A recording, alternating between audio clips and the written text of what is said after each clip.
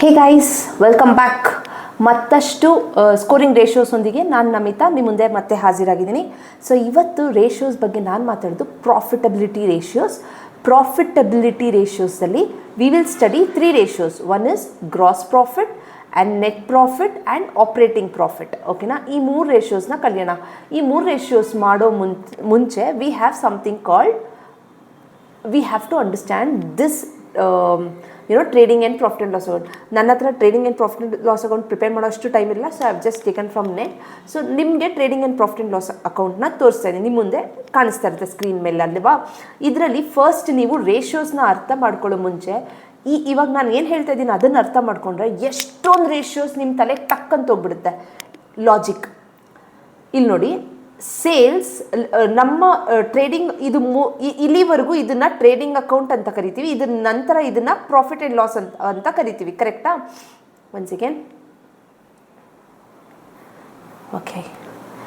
So ಇದನ್ನು profit and loss account ಅಂತ ಕರಿತೀವಿ, ಇದನ್ನು ಟ್ರೇಡಿಂಗ್ ಅಕೌಂಟ್ ಅಂತ ಕರಿತೀವಿ. ಕರೆಕ್ಟಾ? ಟ್ರೇಡಿಂಗ್ ಅಕೌಂಟಲ್ಲಿ ಮೊದಲನೇದಾಗಿ ಏನಿರುತ್ತೆ, ಸೇಲ್ಸ್ ಇರುತ್ತೆ. ಈ ಕಡೆ ಇನ್ಕಮ್ ಬರುತ್ತೆ. ಸೇಲ್ಸ್ ಅಂದರೆ ಏನು? ನನ್ನ income. One second, have to change.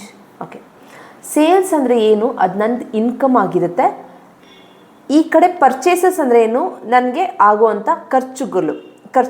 Example, ಇವಾಗ ಪಾನಿಪುರಿ ಅಂಗಡಿಯವನಿಗೆ say he sell 100 plates of panipuri per day and 40 ರೂಪಾಯಿ ಒಂದು ಪ್ಲೇಟ್ ಅಂತ ಅಂದ್ಕೊಳ್ಳೋಣ. ಹಾಗಾದರೆ ಅವನು ಎಷ್ಟು ಸೇಲ್ ಮಾಡಿದ? 4000. ಬಟ್ ಡ್ಯೂ ಥಿಂಕ್ ಅವನ ಜೋಬಿಗೆ 4000 ಫುಲ್ ಪ್ರಾಫಿಟ್ ಹಾಕ್ಕೊಂಡಿರ್ತಾನ? ಇಲ್ಲ. ಪಾನಿಪುರಿ ಮಾಡೋದಕ್ಕೋಸ್ಕರ ಆನಿಯನ್ ತಂದಿರ್ತಾನೆ, ಕ್ಯಾರೆಟ್ ಅಂತೆ ಅದಂತೆ, ಅದಕ್ಕೆ ಬೇಕಾಗಿರೋ ರಾ ಮಟೀರಿಯಲ್ಸ್ ತಂದು ಹಾಕಿರ್ತಾನಲ್ವ, ಅದೆಲ್ಲ ಕಳೆದ ಮೇಲೆ ನನಗೇನು ಸಿಗುತ್ತೆ? That is called gross profit. Okay. ಆ ಎಕ್ಸ್ಪೆನ್ಸಸ್ಸೇ like purchases, wages, carriage inward. ಈ ನಾನು ಹೈಲೈಟ್ ಮಾಡಿರೋ ವರ್ಡ್ಸ್ ತುಂಬ ಇಂಪಾರ್ಟೆಂಟ್. ಓಕೆ.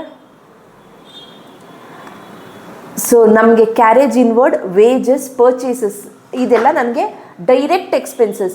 ಯಾಕೆ ಟ್ರೇಡಿಂಗ್ ಅಕೌಂಟಲ್ಲಿ ಬರುತ್ತೆ? ಟ್ರೇಡಿಂಗ್ ಅಕೌಂಟಲ್ಲಿ ಬರೋದೆಲ್ಲ ನನಗೆ direct expenses. Okay. Profit and ಲಾಸಲ್ಲಿ ಬರೋದೆಲ್ಲ ನನಗೆ indirect expenses. What you mean by indirect expenses? ಅದೇ ಪಾನಿಪುರಿ ಅಂಗಡಿಯವನಿಗೆ ಆ ತಳ್ಳೋ ಗಾಡಿಯಲ್ಲಿ ಸೇ ಎಕ್ಸಾಂಪಲ್ ಅವನೊಂದು ಶಾಪಿಗೆ ಇಟ್ಟಿರ್ತಾನೆ, ಆ ಶಾಪಿಗೆ ರೆಂಟ್ ಕಟ್ತಾ ಇರ್ತಾನೆ. That is not his direct expense, that is his indirect expense. ಓಕೆನಾ? ಯಾಕಂದರೆ ಅವನು ಆ ಪಾನಿಪುರಿ ಸೆಲ್ ಮಾಡೋದಕ್ಕೆ ಆ ಶಾಪೇ ಬೇಕಂತೇನಿಲ್ಲ. He can do it from anywhere. But onion ಬೇಕೇ ಬೇಕು.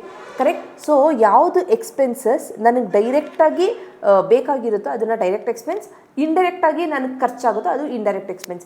ಈ ಕಾನ್ಸೆಪ್ಟ್ ಯಾಕೆ ಹೇಳಿಕೊಟ್ಟೆ ಅಂದರೆ this is only the base for your formula gross profit by. Actually ಇದು ರೆವೆನ್ಯೂ. ಸೇಲ್ಸ್ಗೆ 2-3 ಹೆಸರಿದೆ. I call this has revenue, I call this has turnover. ನಿಮ್ಗೆ ಈ ವರ್ಡ್ ಟರ್ನ್ ಓವರ್ ರೇಷಿಯೋದಲ್ಲೂ ಮತ್ತೆ ಬರುತ್ತೆ, ಅವಾಗ ಜ್ಞಾಪಿಸ್ಕೊಳ್ಳಿ. ಸೇಲ್ಸ್ಗೆ ಇನ್ನೊಂದು ಹೆಸರು ರೆವೆನ್ಯೂ, ಇನ್ನೊಂದು ಹೆಸರು ಟರ್ನ್ ಓವರ್. ನಾವು ನೆಟ್ ಸೇಲ್ಸ್ ಅಂತ ಇದೆ. ನೆಟ್ ಸೇಲ್ಸ್ ಅಂದರೆ ದಿಸ್ ಒನ್. ಸೇಲ್ಸಲ್ಲಿ ರಿಟರ್ನ್ಸ್ನ ಮೈನಸ್ ಮಾಡಿದ್ಮೇಲೆ ನನಗೆ ನೆಟ್ ಸೇಲ್ಸ್ ಅಂತ ಅನ್ನಿಸ್ಕೊಳ್ತಿದ್ದು, ಅಥವಾ ನೆಟ್ ರೆವೆನ್ಯೂ. ಅದೇ ನೆಟ್ ರೆವೆನ್ಯೂ ಇಲ್ಲಿ ಯೂಸ್ ಮಾಡಿರೋದು. ಓಕೆನಾ? Gross profit is this one here. This gross profit divided by net sales is my answer for gross profit ratio.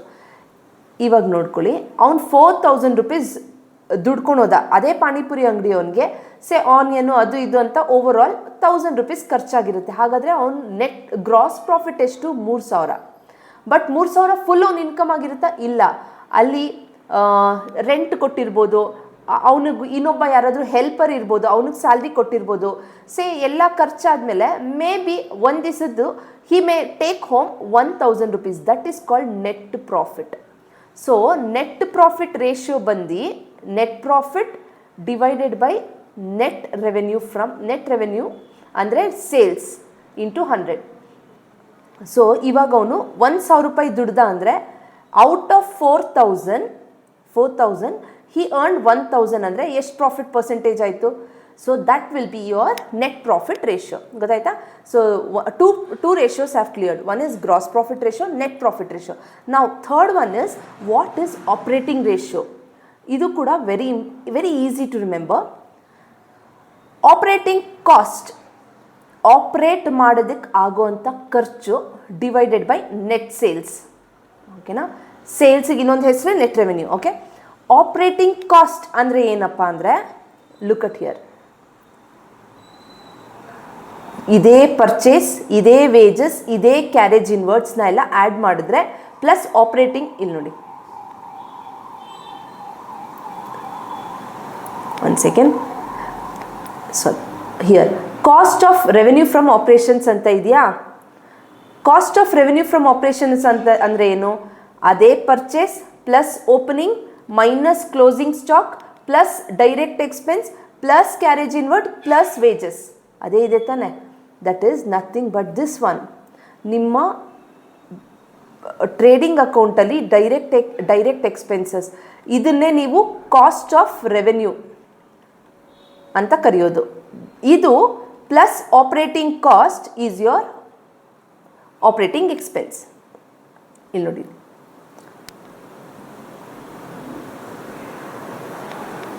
ಇಲ್ಲಿ ನೋಡಿ, cost of revenue from operations plus operating ಎಕ್ಸ್ಪೆನ್ಸ್ನೇ operating cost ಅಂತ ಕರೀತಿದ್ದು. ಆ cost divided by sales into 100 ಮಾಡಿದ್ರೆ ನಂದು operating ratio ಸಿಕ್ತು. Okay,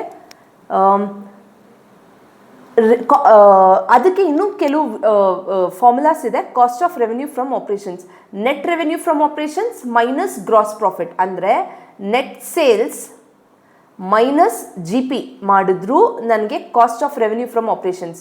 ಇಲ್ಲಿ ನೋಡಿ, ಕಾಸ್ಟ್ ಆಫ್ ರೆವೆನ್ಯೂ ಫ್ರಮ್ ಆಪ್ರೇಷನ್ಸ್ದು 2 ಫಾರ್ಮುಲಾ ಇದೆ. ನಾನು ಹೀಗೆ ಮುಟ್ಟೋದು ಅಂದರೆ, ಹೀಗೆ ಮುಟ್ಟೋದು ಅಂದರೆ, ಅದೇ ಮಾಡ್ತಾ ಇದ್ದಾನೆ ಅವನು. ಮೇಲ್ಗಡೆಯಿಂದ ಎಲ್ಲ ತೊಗೊಳ್ತವನೆ. ರ್ಯಾದರ್ ಅವನೇನು ಮಾಡ್ತವನೆ, ವೆಯ್ಟ್, ಅವನೇನು ಮಾಡ್ತವನೆ, ದಿಸ್ ಸೇಲ್ಸ್ ಫಿಗರ್ನ ಈ ಗ್ರಾಸ್ ಪ್ರಾಫಿಟ್ನ ಮೈನಸ್ ಮಾಡಿದ್ರೂ ನನಗಿದೇ ಆನ್ಸರ್ ಸಿಗುತ್ತೆ. ಕರೆಕ್ಟಾ? ಅವನು ಅದೇ ತೋರಿಸ್ತಾ ಇದ್ದಾನೆ. ಎಯ್ದರ್ ಇವನ್ನೆಲ್ಲ ಆ್ಯಡ್ ಮಾಡಿದ್ರೂ ನನಗೆ ಕಾಸ್ಟ್ ಆಫ್ ರೆವೆನ್ಯೂ ಫ್ರಮ್ ಆಪ್ರೇಷನ್ನು, ಅಥವಾ ಸೇಲ್ಸ್ ಜೊತೆ ಗ್ರಾಸ್ ಪ್ರಾಫಿಟ್ ಮೈನಸ್ ಮಾಡಿದ್ರೂ ನನಗೆ ಅದೇ answer. So that is why cost of revenue from operations have 2 formulas. Okay, thank you.